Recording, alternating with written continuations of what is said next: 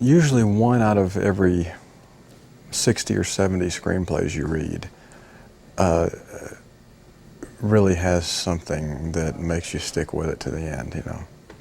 I'm one of these, you know, I'll read the first 10 pages and maybe the last 2 or 3 pages, you know, just to see, because you can kind of tell usually. And I was engrossed, you know, from the moment I started the script. And it's one of the best screenplays I've ever read. I just basically lay around the apartment with my dog and go get drunk with Lou all the time, and that's my life. I'm unemployed and everything.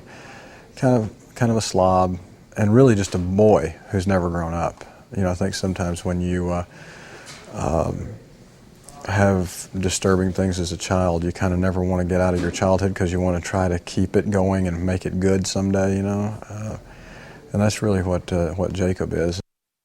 Their lives are what they are, and one day the two of us are going to go to the cemetery to visit our parents' graves, like a yearly ritual. And Lou comes along, much to Hank's dismay. And on the way back from the cemetery, my dog gets out of the car after this, and we've almost hit a fox, and we run into this tree, and my dog gets out and tries to chase the fox. And we find an airplane crash in the woods, a small plane that's crashed. And we find a lot of cash in it, $4.5 million. And you know, I don't want to go into exactly what happens because this is that kind of movie, but it's what happens to people in the middle of the winter, in the middle of nowhere, who have $4.5 million, who have never had anything. Jacob, more than anything, would like to have the family farm back. That's really, you know, that would be the ultimate to him, because he's still trying to regain that childhood thing, you know. The place where he still kind of lives in his head, you know. He doesn't want to lose that, and he thinks if he can get that farm back, everything will be okay.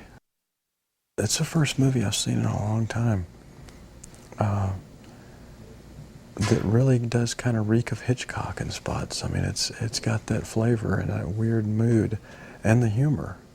I mean, a lot of people don't think of the humor in Hitchcock's movies, but hey, it was there. And I think that this movie has that. I think if Alfred Hitchcock saw this movie, he'd love it. The great thing that Sam has brought to this movie is he's a great collaborator. I mean, boy, does he know how to defer and tell you when you're wrong, tell you when you're right. He has a great overview of the movie. I mean, there's sometimes when we'll be doing a scene and you'll be doing it one way, and he'll come up and say, okay, here's what I want you to do. I want you to skip that and just go right to this, or draw that out, or whatever he says to you. And usually actors don't take real well to that kind of stuff, you know, unless it is like a big famous director of some kind. And with Sam, you're so willing to do it, and you know he's right.